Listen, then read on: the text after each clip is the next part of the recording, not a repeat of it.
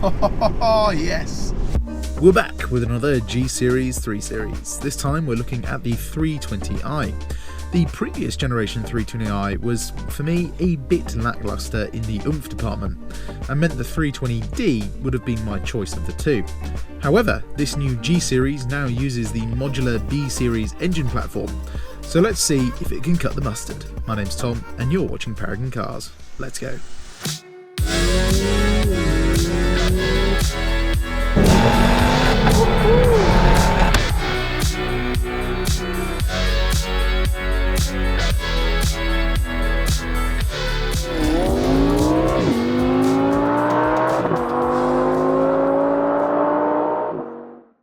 Now before we start, only 1% of people watching these videos are subscribed to the channel, so if you do watch, please give it a like and please subscribe. Anyway, onto the video.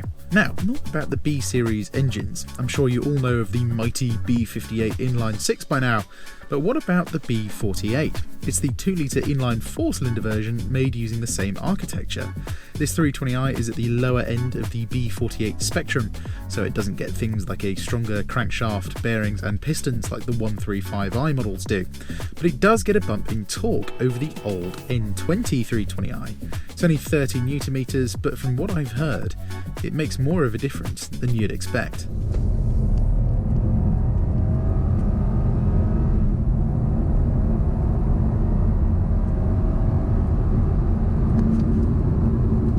Well, whilst it's still not a rocket ship, it certainly has a bit more punch. The most similar car we've tested is the BMW 420i xDrive, and that was nearly 0.7 seconds off the 320i's time. Part of that is weight, but the extra 30 Nm of torque makes more of a difference than I was expecting. Inside the G Series 3 Series is, in my opinion, a perfect blend of form and function. They've taken all the good bits out of the previous F Series and basically just made the design look nicer and more up to date. Not only does it look nicer, it feels just a tad more solid as well. No rattles, no squeaks, and most importantly, grippy bits in the cup holders. Also, if you get one of these, try and find one with the Harman Kardon sound system, as it's actually quite an improvement over the standard one in terms of the amount of clarity and bass it offers. Moving to the rear, the 3 Series continues to impress. You've got heaps of legroom for this class of car, your own climate control and an armrest with cup holders.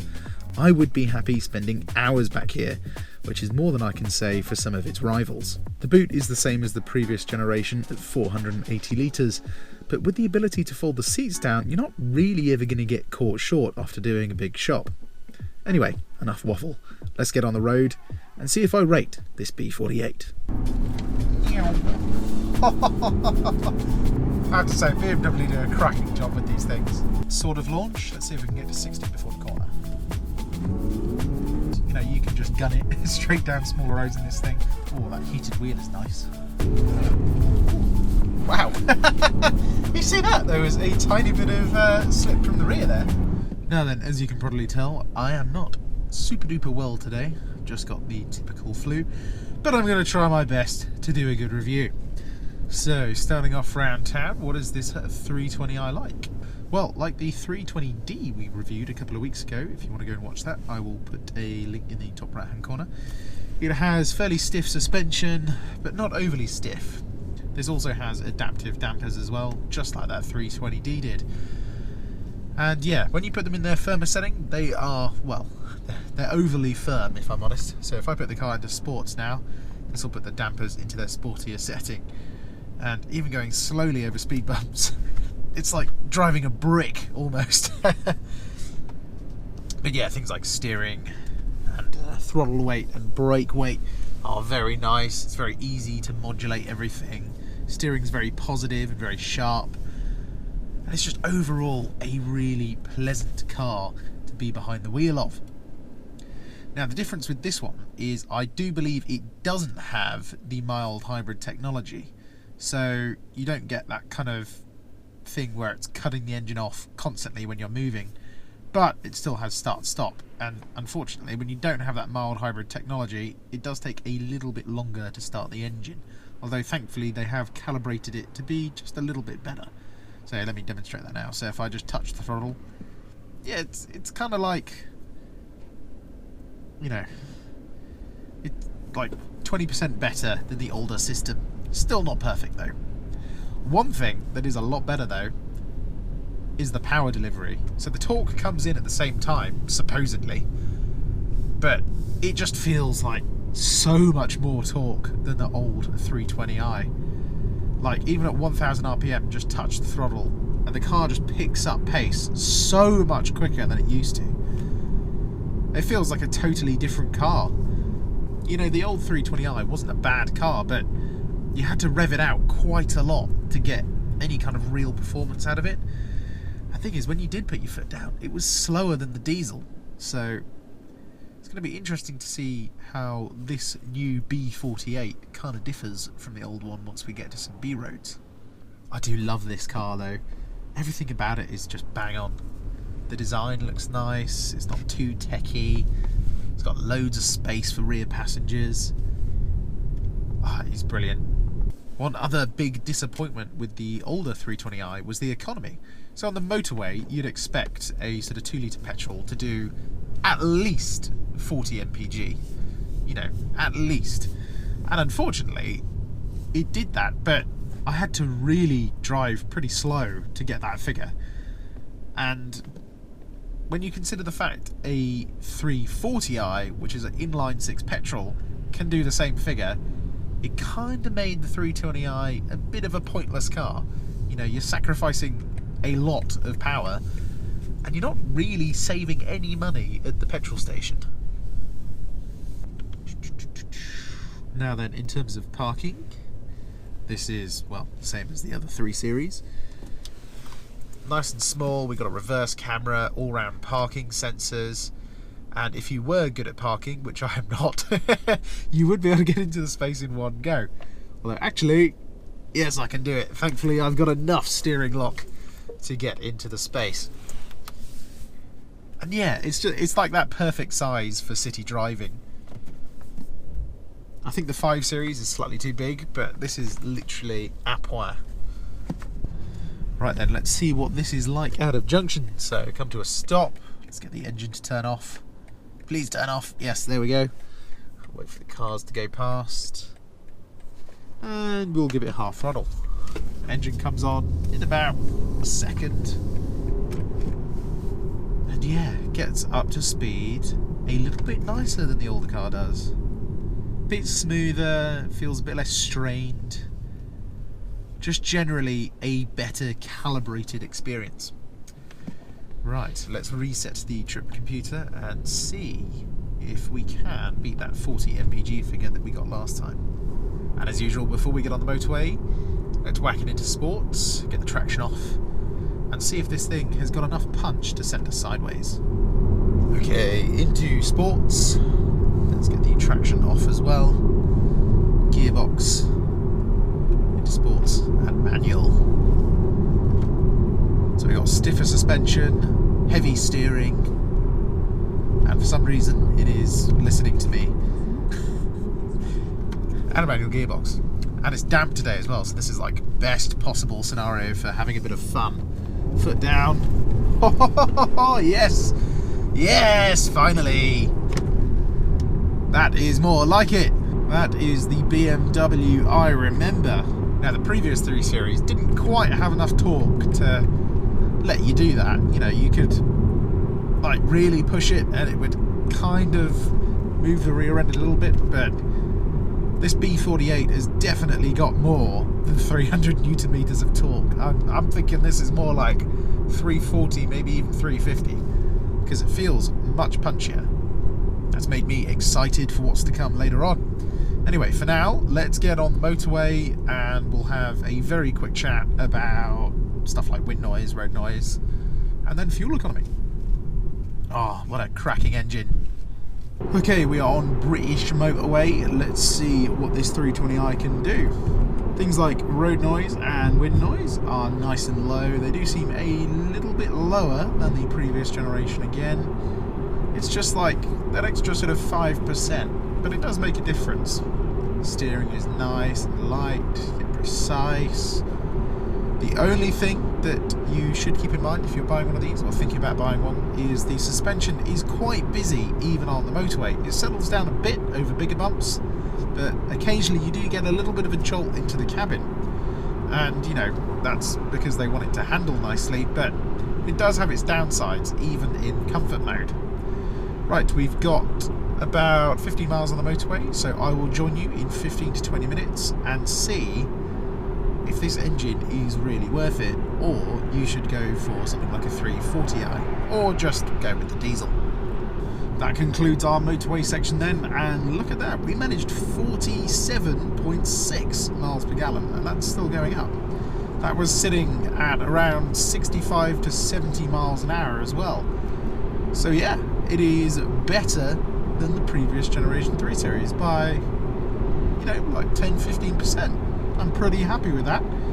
However, we managed 70 miles per gallon out of the 320D, and even when you factor in the cost of diesel these days, it's still cheaper to run. So if you are doing a lot of motorway miles, the diesel version of this car will still be the better choice. But for round town, yeah, the 320i is a contender, and it is definitely something you should consider. Is it something you can have a bit of fun with though? Let's get on a B road and find out.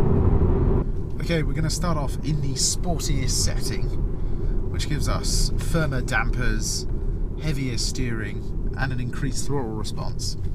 Also got the gearbox in sports and the traction in dynamic. Let's see what this 320i is about. Oh yes. These cars just have this lovely level of grip at the front end, and they just really love turning into a corner.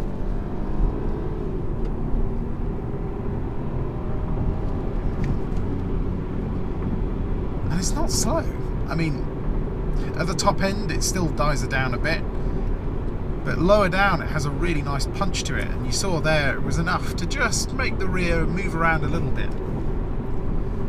Nothing crazy, but enough to have fun with. One thing I love about BMWs though is the brakes. Even though this is a 320i M Sport, you still get full fat M Sport brakes, and it makes a big difference. It makes the car feel whole, complete, like it's made to be driven quickly. And boy, can you drive it quickly. It just hangs on to the road. It's as fast as a hot hatch when you're in a corner, easily as fast. And the suspension around here, oh god, it is firm. Right, now let's go into Sport Individual, where I have configured the steering to be lighter and the suspension to be slightly less firm. As I do believe on public roads, you don't really need it to be in the firmest setting. And the steering, you know, whilst it gets heavier, it doesn't really add any more feel. So for me, engine in sports, steering and suspension just in their regular modes. So let's see what that's like. Foot down, you just feel the rear moving. Oh, it's a lovely thing. And I mean, even though the roads are wet, there's still plenty of grip. And you know, we're not riding on the best tyres. Yeah, this setting for me is perfect because you still get all the feel from the steering, but you know, you're not dealing with all that unnecessary weight. Having more weight but the same amount of feel is kind of just pointless in my mind.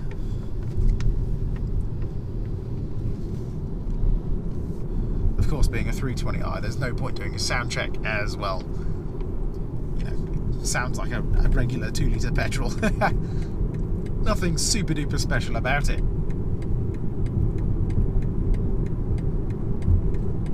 You'd think though, being an M Sport car, it would have like little burbles and stuff, but even if it does have that, I'm not noticing them. The only thing I'm noticing is just like that whirring from the engine. It's not a bad sound, but it's nothing I'd sort of desire to listen to, really. But where this car shines is just the handling. And the gearbox as well is mighty good. You know, take control of the gears yourself. Third down to second. I'm asking for gears and it's just giving me them straight away. It's a fantastic little gearbox. Oh god. Yeah, that low down punch makes a huge difference in just how this car handles. This is a big improvement over the previous generation 320i, I'm glad to say.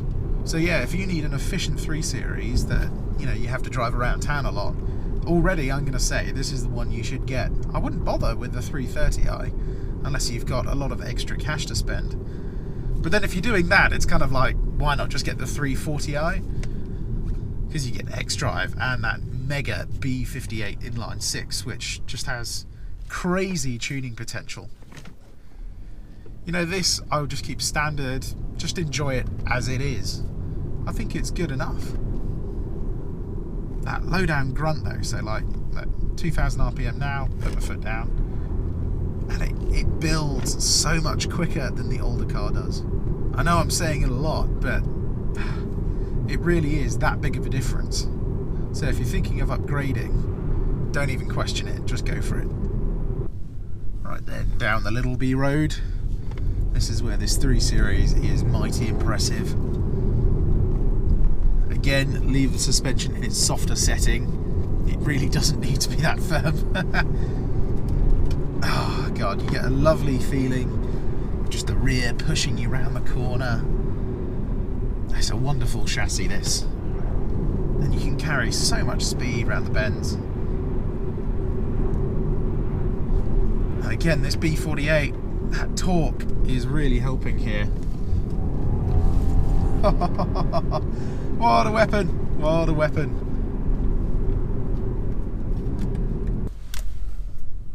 Right, let's give it a sort of launch.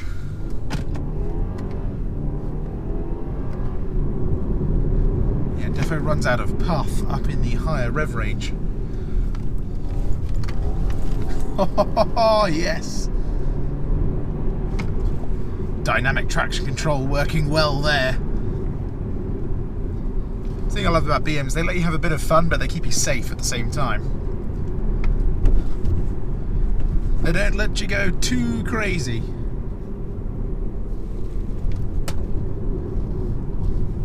Oh, the chassis is... Oh, it's so good. It's so good. I mean, the only word I can think of really is sublime. It's just sublime to use.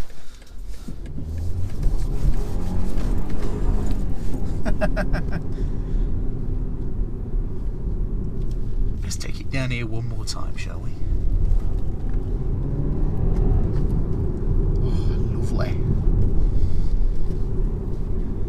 Even third gear, you've got enough grunt to just shove you down the road.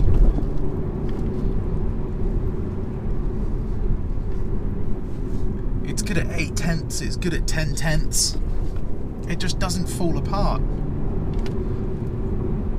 Suspension is stiff but compliant. In the stiffer setting, it's too stiff though, I will say that. And it is just a fantastic chassis. Yeah, I mean, it's hard to beat this car, really. I mean, really, my only complaint would be the digital dash could have done with a bit of a better design. I mean, that's literally it. So, I suppose on that note, it is conclusion time. Well, I have to say it, this B48 is a cracking engine. It's smooth, torquey, and most importantly, punchy enough to allow you to have some fun when you hit a twisty road. And that's what BMWs are about, really. No matter which model you go for, you should always get out of it, A, wanting to get back in, and B, with a big grin on your face. For a daily driver, this is nigh on perfect. Good economy, comfortable, roomy and fun. What more could you want? As always, I hope you enjoyed this review. If you did, give it a like and why not subscribe? Because not only can you see more content like this, you can see everything we have for sale. My name's Tom and you've been watching Paragon Cars. I'll see you on the next one. Goodbye.